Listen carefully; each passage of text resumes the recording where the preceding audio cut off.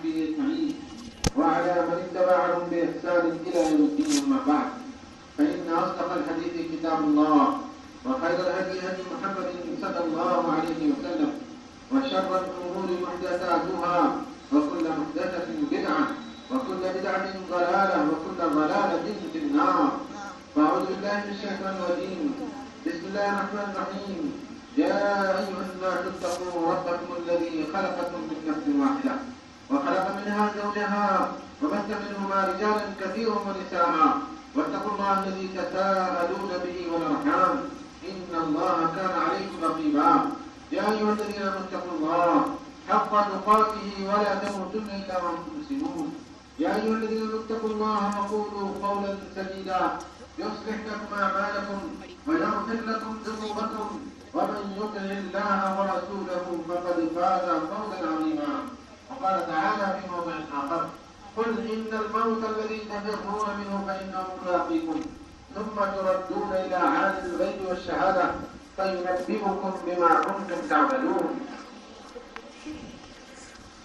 ہر قسم کی تعریفیں اور تمام قسم کی تعریفیں اس بابرکت ذات کے لیے ہے جو دونوں جہانوں کا مالک اور خالق اور رازق ہے.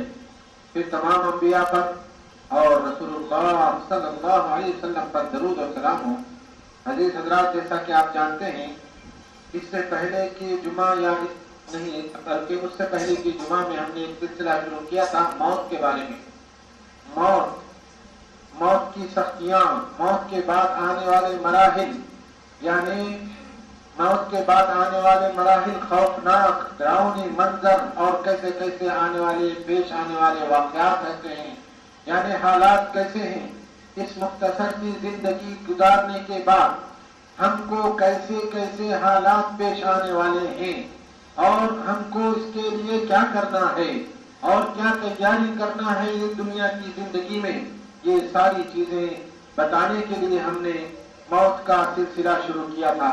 گزشتہ خطبے میں ہم نے یہ بتایا تھا کہ موت کو یاد کرنا چاہیے. جتنا زیادہ موت کو یاد کریں گے اتنا ہی آدمی آخرت کی تیاری میں لگا رہے گا، اور جتنا موت کو بھول کر غافل ہو کر جتنا موت سے غافل ہو جائے گا آخرت سے بھی غافل ہو جائے گا. ہم نے یہ بتایا تھا کہ موت کو جو یاد کرتا ہے، جو زیادہ سے زیادہ موت کو یاد کرتا ہے، اللہ تعالیٰ اس کو 3 طرح کی عزتیں عطا فرماتے ہیں. 3 قسم کی عزتیں عطا فرماتے ہیں اس دنیا کی زندگی میں.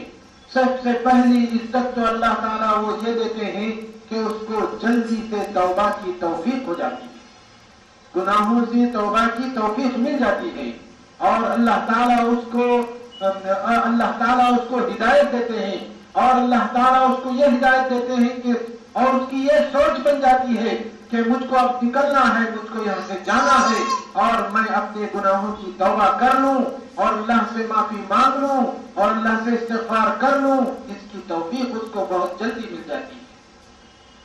اللہ تعالیٰ دوسری عزت دنیا میں دوسری عزت اس کو اس طرح عطا فرماتے ہیں کہ وہ دنیا میں جو کچھ بھی ملا ہے، کھانے کو، پینے کو، بنانے کو، گھر بنانے کو، پیسہ، دولت، پراپرٹی، اس کے جتنا بھی ملا ہے اتنے پر وہ قانع ہوتا ہے، یعنی کافی ہے میرے کو، بس ہے، اب اس کے بعد نہیں، جتنا ملا ہے اتنا کافی ہے، جتنا ملا ہے میرے لیے کافی ہے، اللہ کا لاکھ لاکھ شکر ہے.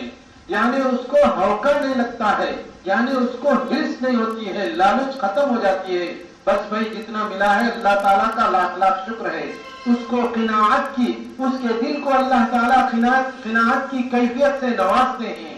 دل کو قانع، یعنی اس کو قانع ہونے کی صفت سے نوازتے ہیں.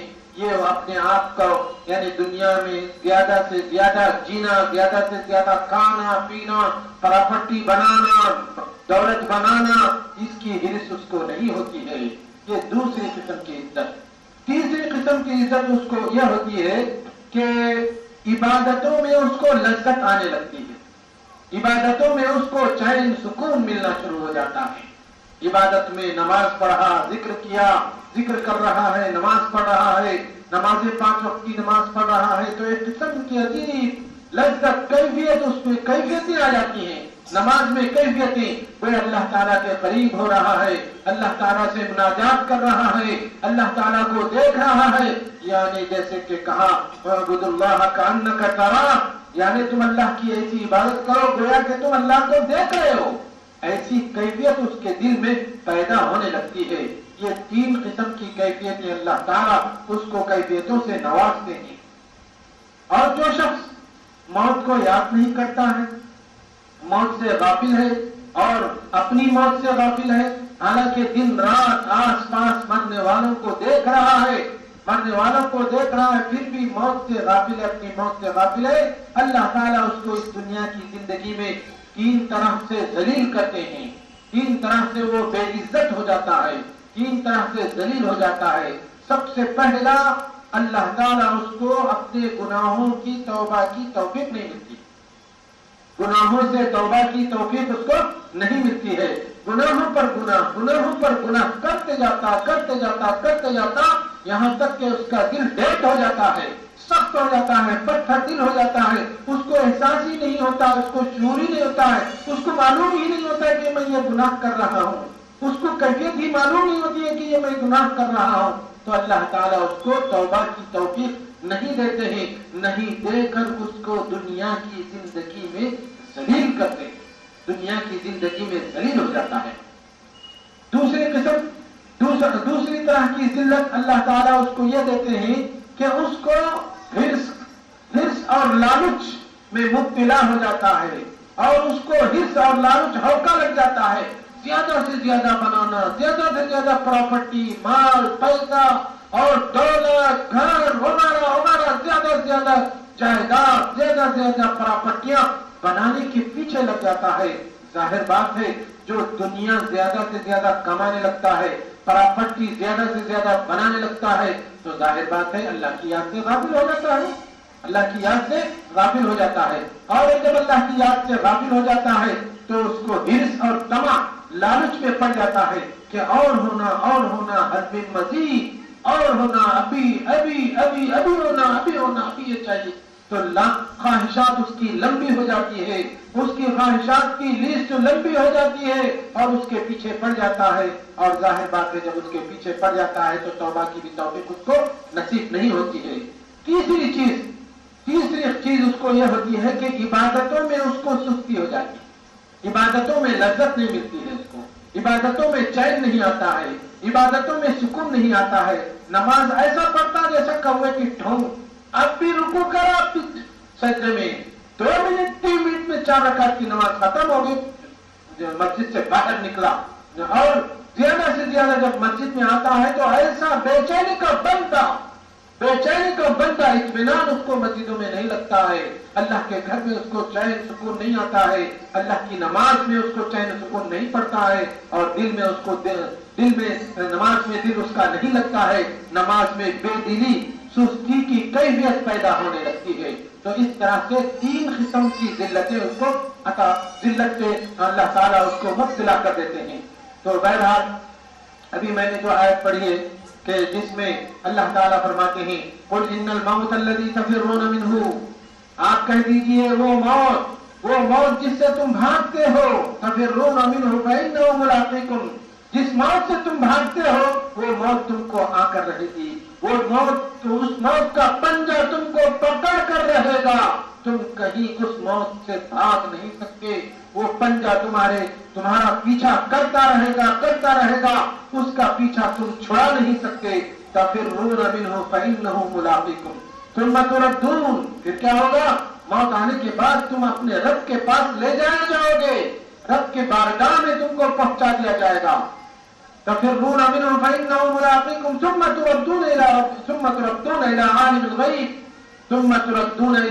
الْغَيْبِ وَالشَّهَادَةِ، جو غیب کا اور حاضر اور غیب کا جاننے والا ہے، یعنی اللہ کی ذات کے دربار میں تم جمع کر دیے جاؤ گے، وہاں پہنچا دیے جاؤ گے۔ اللہ تعالیٰ پھر تم کو کیا کریں گے؟ دنیا میں تم کیا کیا کرتے تھے وہ سب اللہ تعالیٰ تم کو دکھلائیں گے، بتلائیں گے، فلاں دن فلاں نیکی کیا، فلاں دن فلاں گناہ کیا۔ تو اللہ تعالیٰ اس آیت میں اللہ تعالیٰ نے موت کا تذکرہ کرتے ہوئے فرماتے ہیں کہ موت کو یاد کرنا چاہیے. موت سے کوئی شخص پیچھے نہیں رہ سکتا ہے, یعنی موت کا پیچھا کوئی شخص چھڑا نہیں سکتا. اصل میں بات یہ ہے کہ دنیا میں رہتے رہتے دنیا کی لذتیں, خواہشات میں کھانے کی, پینے کی, پہننے کی, بنانے کی, پراپرٹی, مال بنانے کی جو خواہشات ہوتی ہیں, خواہشات کی وجہ سے ہمارا دل پتھر کے جیسا ہو جاتا ہے. یعنی آدمی صبح جب اٹھتا ہے گھر سے نکلتا ہے, پیسہ پیسہ پیسہ پیسہ, مال, پیسہ, پراپرٹی, اسی لیے اسی کے پیچھے پڑ جاتا ہے. بول بھی اسی کے بولتا ہے, دیکھتا بھی وہی, سنتا بھی یہی. اپنے دوستوں سے سنتا ہے کہ جو ہے فلاں نے اتنی بلڈنگ بنا لی, فلاں کا اتنا فائدہ ہو گیا فلاں بزنس میں, فلاں ایسا ہوا, فلاں ویسا ہوا, فلاں کنگال ہوا, فلاں فقیر ہوا, فلاں مالدار ہو گیا. یعنی یہی سننے کو ملتا ہے. دیکھنے کو بھی ایسی باتیں ملتی ہیں اور سننے کو بھی ایسی باتیں ملنے کی وجہ سے آدمی کا دل سخت ہو جاتا ہے. خاص طور پر جب کہ وہ 5 وقت کی نمازوں کا پابند بھی نہیں ہے, 5 وقت کی نمازوں کا پابند بھی نہیں ہے. تو جب 5 وقت کی نمازوں کا پابند بھی نہیں ہے تو دن رات دنیا ہی کے پیچھے پڑا رہتا ہے. دنیا اور دنیا ہی کے پیچھے پڑ کر اس کا دل پتھر جیسا ہو جاتا ہے. تو ایسے پتھر جیسے دلوں میں جس میں کہ اللہ کا ڈر, اللہ کا خوف نہیں ہوتا ہے, اس کا علاج کیا ہے؟ تو اب ظاہر بات ہے, مجھے بھی آپ کو بھی یہ دل پر ہاتھ رکھ کر یہ دیکھنا چاہیے کہ میرا دل پتھر کے جیسا ہے یا نہیں, میرے دل میں اللہ کا ڈر اور خوف بھی ہے. یہ چیک کر لینا چاہیے اور اس کو جانچ لینا چاہیے اور اس کو ہم کو پہچان لینا چاہیے. اور اگر ایسی کیفیت ہے تو سب سے پہلے فوراً گناہوں کو چھوڑنا چاہیے. سب سے پہلے آدمی کی نظر ماحول پر جانا چاہیے کہ میں کس ماحول میں ہوں, کیسے ماحول میں ہوں. گناہوں والے ماحول میں ہوں, گناہوں والی صحبتوں میں ہوں, بری صحبتوں میں ہوں, تو سب سے پہلے وہ اپنی بری صحبتوں کو چھوڑ دے, برے ماحول کو چھوڑ دے, دینی مجلسوں میں آنے لگے, مسجدوں میں آنے لگے, بیانات کو سننے لگے, علماء سے اپنا جوڑ رکھ لے, علماء سے اپنا تعلق رکھے, حق پرست علماء سے, نیک لوگوں سے, صالحین سے, پرہیزگار لوگوں سے, متقین لوگوں سے اٹھنا بیٹھنا کرے. اگر اٹھنا بیٹھنا کرے گا تو اس کا دل جو پتھر جیسا ہو گیا سخت, اس کے دل میں کچھ نہ کچھ تو نرمی آئے گی, کچھ نہ کچھ تو اس کا دل موم کے جیسا بنے گا. جب موم کے جیسا بنے گا تو اللہ کا ڈر, اس میں خوف, اللہ کا ڈر اور خوف پیدا ہوگا. اس کے بعد یہ پہلا کام دینی مجلسوں میں آنا, دینی محفلوں میں آنا, اچھے ماحول کو اپنانا, اچھے لوگوں کو اچھے لوگوں کے ساتھ رہنا, نیک صحبت اختیار کرنا, بری صحبت سے دور رہنا, متقی پرہیزگار لوگوں کے ساتھ رہنا, ان کے ساتھ اٹھنا بیٹھنا, یہ پہلا کام ہے.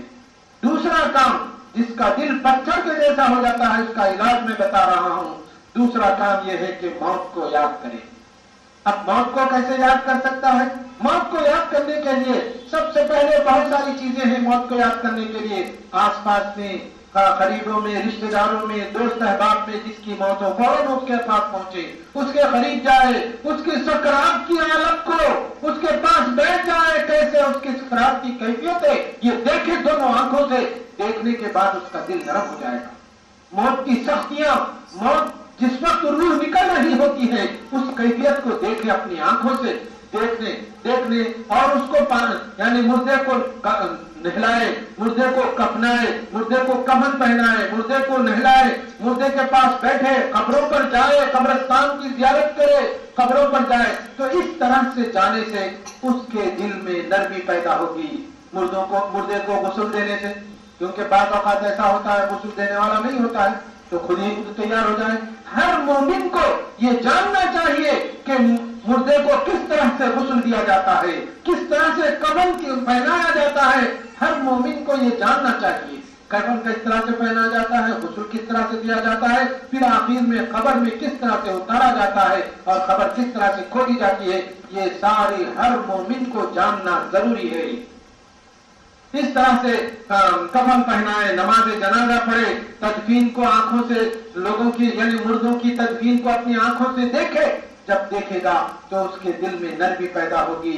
پتھر جیسا دل اس کا موم جیسا دل ہونے کا چانس ہے, ہونے کا امکان ہے. یہ علاج میں بتا رہا ہوں. بہرحال موت ایک اٹل حقیقت ہے. جب سب کو مرنا ہے، ہم سب کو مرنا ہے ایک نہ ایک دن، تو اس موت سے غفلت کی کیا وجہ ہے؟ کیوں ہم اس کا غافل ہیں؟ اس کی وجہ ہم کو سمجھ میں نہیں آتی ہے۔ اس کی وجہ یہی ہے کہ دنیا اور دنیا میں ہم مبتلا ہو گئے ہیں، دنیا اور دنیا کی چیزوں میں ہم پھنسے ہوئے ہیں، اللہ کی یاد سے غافل ہیں۔ اس لیے ہم کو موت کے بعد کیا کیا ہونے والا ہے، موت کے بعد کیا کیا منظر پیش آنے والا ہے، موت کے بعد کیسی کیسی حالتیں ہم کو پیش آنے والی ہیں، کیونکہ آدمی جب مرتا ہے تو کہا جاتا ہے کہ آخرت کی سب سے پہلی منزل قبر ہے، جو کال کوٹری ہے، اندھیری کوٹری کی طرح ہے، 3 گز کی زمین، جس میں آدمی کو مرنے کے بعد سلا دیا جاتا ہے اور اکیلے اس کو چھوڑ دیا جاتا ہے، کیڑوں میں اور اس میں، یعنی چند دن کے بعد اس کی ہڈی پھسلی، جو کہ گوشت کا جو دنیا کی زندگی میں مائل کر رہا تھا، فخر کر رہا تھا، پیسے پر فخر کر رہا تھا، دولت پر فخر کر رہا تھا، گاڑیوں کے بارے میں فخر کر رہا تھا، اپنے آپ پر فخر کر رہا تھا، ایسا فخر کرنے والا لمبا سویا ہوا رہتا ہے قبر میں، اور چند ہی سیکنڈوں میں، چند ہی دنوں میں اس کی لاش سڑ کر گل کر بکھر جاتی ہے۔ بڑے بڑے بادشاہوں کا یہی حال ہوا ہے، بڑے بڑے حاکموں کا یہی حال ہوا ہے، خوبصورت سے خوبصورت لڑکیوں کا اور عورتوں کا یہی حال ہوا ہے، اور بڑے بڑے مالداروں کا بھی یہی حال ہوا ہے، تو ہمارا بھی وہی حال ہونے والا ہے۔ اس لیے ہر وقت اس سوچ و وچار میں ہونا چاہیے، فکر میں ہونا چاہیے کہ میری آخرت بن جائے، میں آخرت میں بہتر میری منزل ہو جائے، میرا درجہ، میرا مقام اونچا ہو جائے، آخرت میں جہنم کی آگ سے بچ کر جنت میں داخل ہو جاؤں، اس کی فکر ہونا چاہیے، کیونکہ آخرت کا سفر بہت پرخطر سفر ہے، بہت خطرناک سفر ہے۔ مان لیجیے اس کی مثال ایسی ہے کہ جیسے کسی آدمی کو سفر پر جانا ہے، اور سفر بہت خطرناک سفر ہے، راستہ بہت خطرناک ہے، راستے میں بڑے بڑے ڈاکو اور چور بیٹھے ہیں، لٹیرے بیٹھے ہیں، ان چوروں سے مقابلہ کرنا ہے، ان ڈاکوؤں سے مقابلہ کرنا ہے، اور اپنے آپ کو تیار کرنا ہے، تو کیسے دنیا کی زندگی میں آدمی سب کو سوچتے ہوئے اپنی تیاری کرتا ہے، تیاری کر کے منزل پر پہنچنے کی کوشش کرتا ہے، بالکل اس سے زیادہ خطرناک آخرت کا سفر ہے، اس سے زیادہ خطرناک اور بھیانک آخرت کا سفر ہے۔ تو اس سفر کے لیے اپنے آپ کو تیاری کرنا چاہیے۔ اس کی تیاری کیوں نہیں ہوتی ہے؟ آخر ہم اس کے آخرت کے سفر کے لیے تیار کیوں نہیں ہوتے ہیں؟ اس کا سبب کیا ہے؟ اس کی وجہ کیا ہے؟ اس کی وجہ یہ ہے کہ دنیا کی محبت ہمارے دلوں میں بس گئی ہے، دنیا اور دنیا کی چیزوں کی محبت ہمارے دلوں میں بسی ہوئی ہے، اور دوسرا اس کا بڑا سبب جہالت ہے۔ ہم جانتے نہیں، کیا جانتے نہیں، مرنے کے بعد کیا کیا حالتیں پیش آنے والی ہیں، مرنے کے بعد کیسا ہم کو یعنی ایک سے ایک مصیبتیں کیسی کیسی آنے والی ہیں، پریشانیاں کیسی کیسی آنے والی ہیں، یہ نہیں معلوم ہے۔ اسی لیے ہم نے اس سلسلے کو شروع کیا کہ مرنے کے بعد کیسی کیسی پریشانیاں آنے والی ہیں، اور ان پریشانیوں کے لیے ہم کو کیا کیا کرنا ہے، اور ان پریشانیوں سے بچنے کے لیے ہم کو کیا کیا کرنا ہے۔ اسی لیے ہم نے اس خطبے کے سلسلے کو شروع کیا ہے۔ تو ایک تو دنیا کی محبت، آدمی دنیا اور دنیا کی محبت میں بس جاتا ہے، بس ہمیشہ اسی میں لگا رہتا ہے۔ دوسرے جہالت، یعنی مرنے کے بعد کیا کیا پیش آنے والا ہے، اس کو اس بارے میں علم نہیں ہے، اور اس کو اس بارے میں معلوم نہیں ہے۔ دنیا کی خواہشات لمبی ہوتی جاتی ہیں، یہ کرنا ہے، وہ کرنا ہے۔ اگر کوئی یعنی ملازمت کرتا ہے، نوکری کر رہا ہے، جاب کر رہا ہے، تو اس کو فکر کہتی ہے، پوزیشن بنانے کی فکر ہے، میرا پوسٹ بڑھ جائے، میری پوزیشن بن جائے، میری سیلری بڑھ جائے، میری تنخواہ بڑھ جائے، اسی فکر میں پوری زندگی یہی سوچ وچار میں ہے، صبح سے شام تک یہی سوچتا ہے۔ اور اگر کوئی بزنس مین ہے تو وہ چاہتا ہے کہ ایک دکان سے 2 دکان، 2 سے 3، 3 سے 4، 4 سے 5، اسی فکر میں رہتا ہے۔ اور اگر کوئی پراپرٹی بنانے میں لگا ہوا ہے تو ایک پراپرٹی سے دوسری، دوسری سے تیسری، تیسری سے چوتھی، چوتھی سے 5ویں، اسی فکر میں لگا رہتا ہے، اور لگتے لگتے خواہشات کی سی لسٹ لمبی ہوتی جاتی ہے۔ چند خواہشات پورے ہوتے ہیں، اتنے میں اس کو موت کا فرشتہ آ جاتا ہے، اور جب موت کا فرشتہ آ جاتا ہے تو زندگی کا ایک بہت بڑا حصہ گزر چکا ہوتا ہے۔ اب تھوڑا ہی حصہ یعنی تھوڑے ہی لمحات، چند ہی منٹ باقی رہتے ہیں، اور اس کو افسوس ہوتا ہے، مجھ کو تو یہ کرنا تھا، وہ کرنا تھا، ایسا کرنا تھا، ویسا کرنا تھا۔ اب سوچتا ہے، جبکہ وہ کچھ نہیں کر سکتا۔ افسوس سوائے افسوس کے کچھ نہیں کر سکتا. اللہ کے رسول صلی اللہ علیہ وسلم فرماتے ہیں لا يزال قلب الكبير شابا في اثنتين في حب الدنيا وطول الامل. یعنی آدمی زندگی گزارتا ہے، جیسا جیسا آدمی بڑھتا جاتا ہے، عمر اس کی گزرتے جاتی ہے،